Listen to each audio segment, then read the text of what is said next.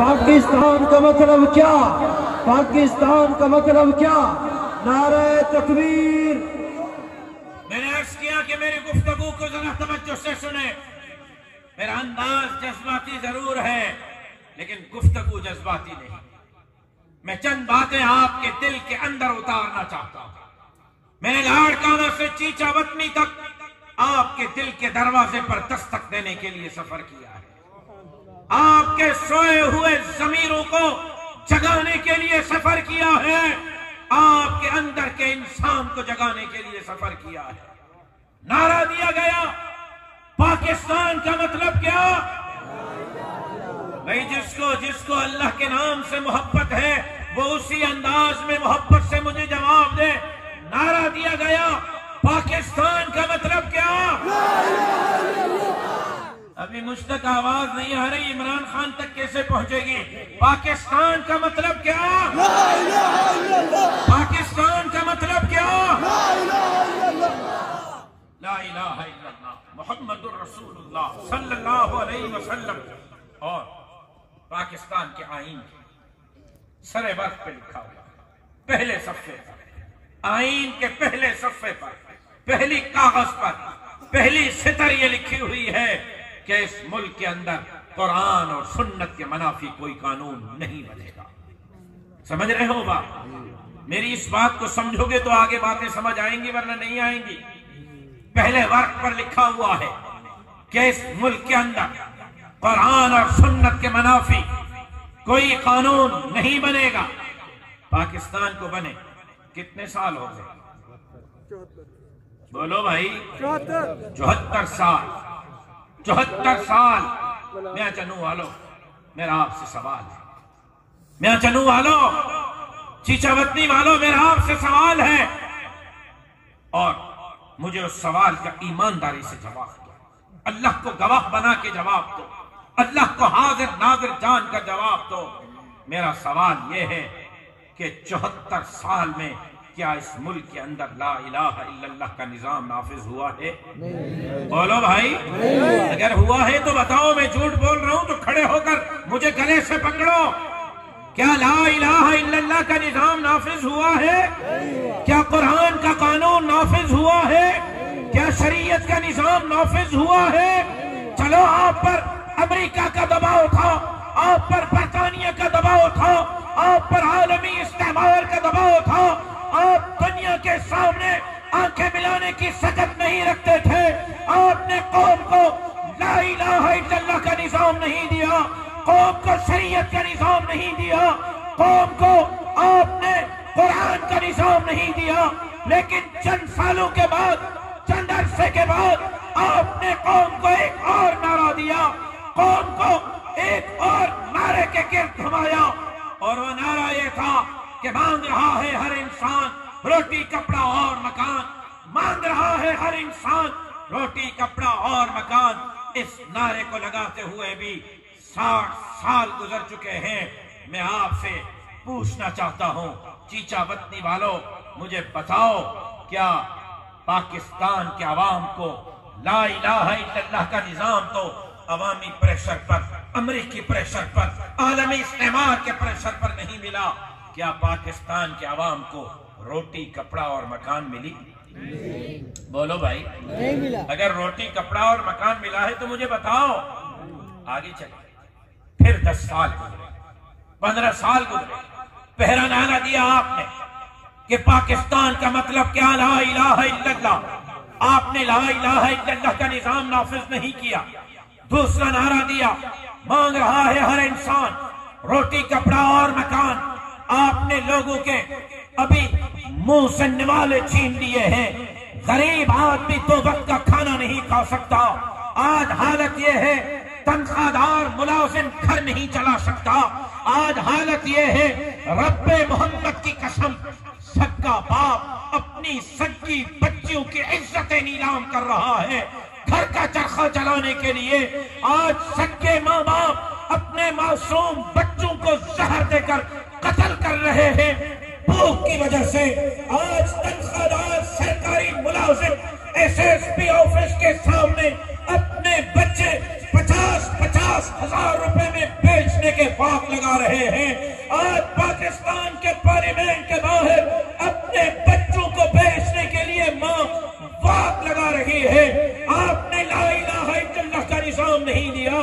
آپ نے روٹی کپڑا اور مکان نہیں دیا. 10 سال کے بعد 15 سال کے بعد آپ نے قوم کو ایک اور نعرہ دیا, اور وہ نعرہ تھا قرض اتارو ملک سنوارو. قرض اتارو ملک سنوارو. میں آپ سے پوچھنا چاہتا ہوں, چیچا وطنی والوں بتاؤ, کیا قرض اترا؟ بولو بھائی, کیا قرض اترا؟ کیا ملک سنورا؟ میں نے کہا تھا کہ ان باتوں کو اگر سمجھو گے تو آگے میری بات سمجھ آئے گی. میں موضوع پر آ رہا ہوں, اور موضوع کیا ہے؟ ختم نبوت. میں اس پر آ رہا ہوں, لیکن اس تک آنے کے لیے پہلے یہ باتیں آپ کو سمجھنا ضروری ہے. کیا مجھے بتاؤ, کیا قرض اترا؟ ملک سنورا؟ آج حالت کیا ہے حضرت قرضے کی آپ کو پتا ہے؟ آج پاکستان کے قرضے کی حالت کیا ہے آپ کو پتا ہے؟ آپ کو موبائل سے, فیس بک سے, ٹویٹر سے, ٹی وی سے, ڈرامے سے, فلموں سے ٹائم ملے تو آپ ملک کی سیاست پر نظر رکھو نا. آج پاکستان کے قرضے کی حالت یہ ہے کہ پاکستان آنکھ کھولنے والا ہر نیا بچہ, توجہ ادھر رکھیں, جو بچہ پیدا ہوتا ہے آنکھ کھولتا ہے, ابھی اس کے کان میں اذان بعد میں ہوتی ہے, تکبیر بعد میں ہوتی ہے. پیدا ہوتے پہلے اس کے کھاتے میں پاکستانی 2 سے 2.5 لاکھ روپے قرضہ لکھ دیا جاتا ہے کہ یہ امریکہ کا, IMF کا, ورلڈ بینک کا 2.5 لاکھ روپے کا مقروض ہے. قرضے کی حالت یہ ہے.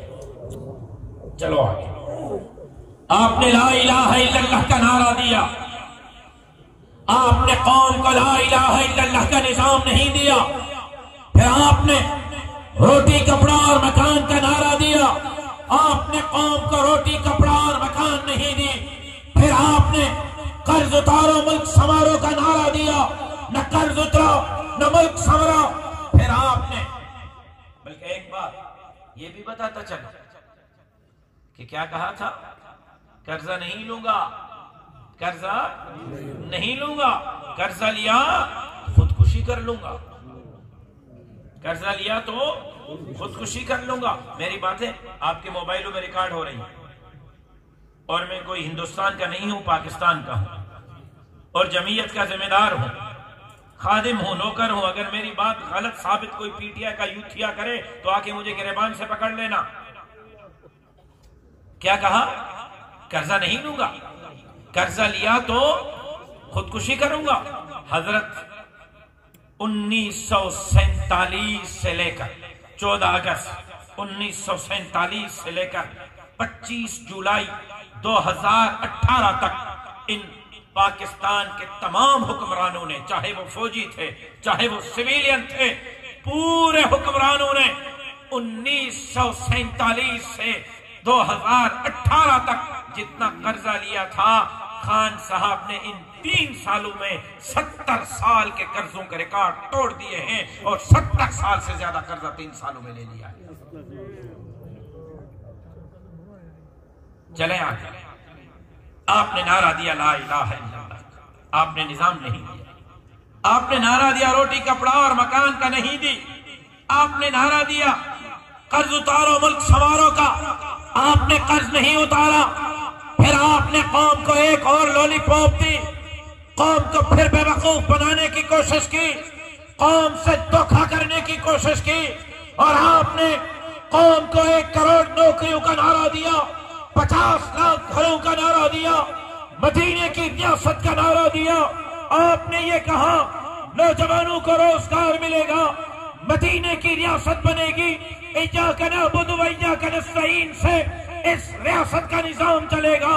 لیکن آج حالت یہ ہے کہ ان 3 سال کے اندر آپ نے ملک کا بیڑا غرق کر دیا, آپ نے قوم کے ساتھ دھوکہ اور فراڈ کیا. حالت یہ ہے کہ آج کہاں ہے 1 کروڑ نوکریاں؟ 1 کروڑ نوکریوں کی دعویٰ کرنے والے نے 60 لاکھ سے زائد نوجوانوں کو بے روزگار کیا ہے. 50 لاکھ گھروں کی بات کرنے والے نے 50 लाख से जायद घर इंक्रोचमेंट के नाम पर पाकिस्तान में गिरा दिए हैं।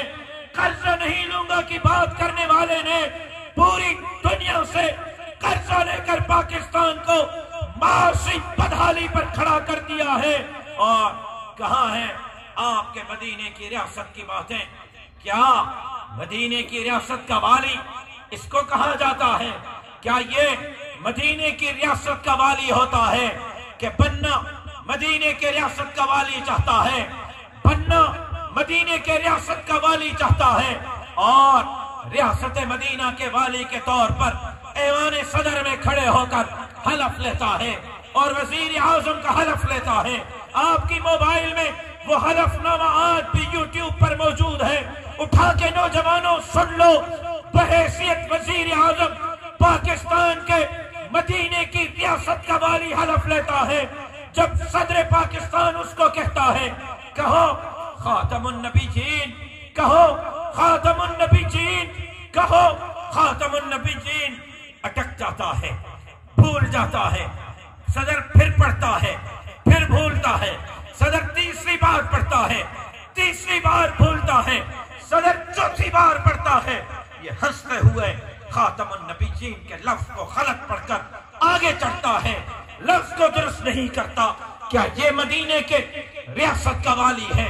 थोड़ा आगे चलो, चीचा बत्ती वालों, पहली काबीना बनाता है, पहली काबीना में खजाने की चाबियां, खजाने का मुशीर, खजाने का एडवाइजर, खजाने का वजीर, खजाने का वाली मदीने के रियासत में आतिफ मियां कायदानी को बनाता है। जब हमें पता चलता है, जमीयत उलमा को पता चलता है, आलमी मजलिस तहफ्फुज़ खत्म नबुव्वत को पता चलता है, हुजूर के इन उशाकों को, दीवानों और परवानों को पता चलता है कि अब उसने पहली काबीना में कायदानी लिया है और कायदानी को पाकिस्तान के खजाने की चाबियां दी हैं।